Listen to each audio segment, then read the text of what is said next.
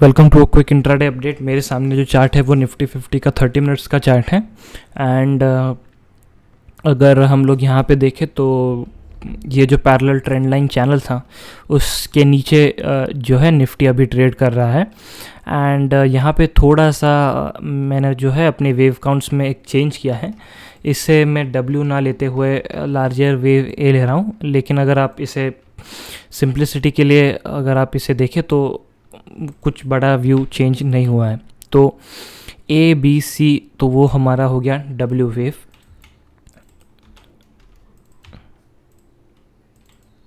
Okay, and ये जो है वो शायद हमारा एक्स वेव है। क्यों? क्योंकि बेसिकली जो है कि ये जो मूव है, इस टोटल मूव के बाद भी हमें जो है जिस तरीके का इम्पल्सिव फॉल हम लोग एक्सपेक्ट करते हैं उस तरीके का फॉल हमें नहीं मिला है। एंड इंट्राडे बेसिस पर देखें तो वो जो हमारा एडवांस डिक्लाइन रेशियो है, it is not very favourable to the bulls, to the bears. Okay, and अगर फिबोनाची रिट्रेसमेंट की अगर हम लोग बात करें तो जो 61% है वो है हमारा लगभग 15,468 के आसपास, जो कि हमने टच नहीं किया। उसके थोड़ा नीचे जाके 50% और 61% के बीच में जाके हमने फिर से हमने ऊपर जाने की हम लोग कोशिश कर रहे हैं। सो फर्स्ट साइन तो यही होगा कि ये जो ट्रेंड लाइन का जो चैनल है उसके ऊपर हम लोग फिर से चले जाए।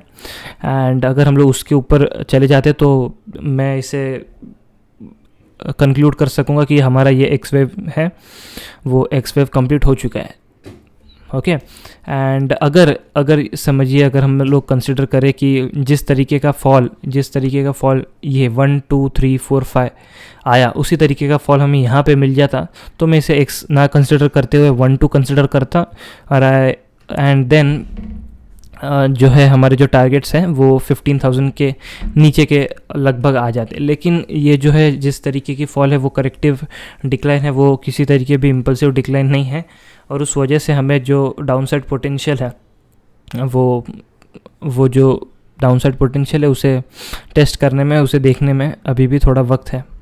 ओके, एंड अगर ये शायद अगर डब्ल्यू है और ये एक्स है और मैं इसे अगर आपको डेली चार्ट पे दिखाऊं तो 1 2 3 4 5 6 तो 1 2 3 4 5 से 6 बार हमें यहाँ पे मिले और 1 2 3 4 5, सो 4 से 5 बार आपको यहाँ पे भी मिले। तो शायद अगर हम लोग देखें कि टाइम वाइज भी देखें तो शायद एक ऐसा लग रहा है हमें कि जो एक्स करेक्शन है वो ख़त्म होता हुआ दिखेगा। एंड ये जो सिनारियो है उस सिनारियो में आपको दिखेंगे कि बहुत सारे स्टॉक्स ने जो है वो नए लोज भी बनाए हैं। और इस सिचुएशन में जहाँ पे निफ्टी लोअर लो नहीं बना रहा है और बहुत से स्टॉक्स लोअर लो बनाते जा रहे हैं, तो उस कंडीशन में जो ट्रेडिंग के जो आपके डिसीजंस होते हैं वो हैम्पर्ड होते हैं शॉर्ट साइड पे। और ऐसे वक्त में जब आपको कंफर्मेशन मिले कि market is trying to go up, तो यहाँ पे जब भी आपको ऐसा कंफर्मेशन मिले तो आपको हमेशा अपने शॉर्ट पोजीशंस को कवर कर लेना चाहिए, क्योंकि at this point of time जब हमारा एक्स वेव फॉर्म हो रहा है there are maximum shorts in the markets. तो जब वो शॉर्ट कवरिंग रैली ट्रिगर होती है तो देयर इज़ अ पॉसिबिलिटी कि हम लोग बहुत हायर भी जा सकते हैं। ओके, एंड यस, और जो मॉर्निंग में भी मैं कई स्टॉक्स में शॉर्ट था। देन यहाँ पे जो आज का कंडीशन है उसको देखते हुए I had to cover many of my shorts. Okay, so ये अगर ये डब्ल्यू है और ये एक्स है तो प्रॉबेबली हम लोग वाई वेव में शायद ऊपर जाए। एंड वो कहाँ तक ऊपर जा सकते हैं, तो हम लोग ऊपर जा सकते हैं लगभग, अगर मैं इस लेंथ को कैलकुलेट करूँ एंड इस लेंथ का कैलकुलेशन मैं इस एक्स के साथ कनेक्ट कर दूँ तो वो लेवल आ रहा है मेरा लगभग 16,200 के आसपास। सो 16,200 के आसपास अगर हम लोग जा रहे हैं तो देखिए दो पॉसिबिलिटी है।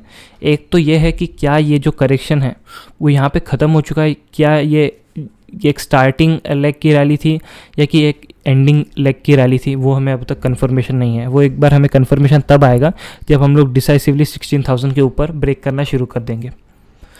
ओके, एंड तो यही था आज के वीडियो के बारे में। और अगर मैं बैंक निफ्टी के बारे में बताऊं तो बैंक निफ्टी जो है वो बहुत स्ट्रॉन्ग है। एंड मोस्टली जो है बैंक निफ्टी ने सारे ही अपने जो लॉसेस है उसको रिकवर कर लिए हैं। एंड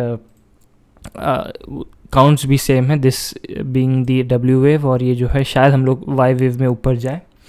एंड एक जो है, जो कल भी चीज़ मैंने डिस्कस की थी, दैट इज़ सेक्टर रोटेशन, क्योंकि इस फॉल में कुछ सेक्टर्स हैं जो नीचे की तरफ जा रहे हैं और कुछ सेक्टर्स हैं जो ऊपर की तरफ जा रहे हैं। तो जो हमारा नेट रिजल्ट निकल के आता है निफ्टी के ऊपर, वो है एक साइडवेज जोन, और जो एक कॉम्प्लेक्स करेक्शन भी रिप्रेजेंट करता है। तो इस सिनारियो में आपके जो स्टॉक सिलेक्शन है वो बहुत इंपॉर्टेंट होना चाहिए, और मोस्टली आपको जो पोजीशन साइजिंग है वो 20% 30% ही होना चाहिए आपके ओवरऑल पोजीशन साइजिंग का। सेक्टर्स में देखेंगे तो Nifty financial services is up, it is in green, FMCG is green, reality is in green, consumption is in green as well. और जो मेन सेक्टर्स है IT, bank, Nifty, commodities and metal index, वो down है। तो यहाँ पे 3-4 sector आपके ऊपर है, 3-4 सेक्टर आपके नीचे है। तो जो नील इफेक्ट आपका जो आ रहा है वो है कि साइडवेज है और आपको कुछ एक बड़ी मूव नहीं मिल रही है। Okay, that was it for the video, thank you.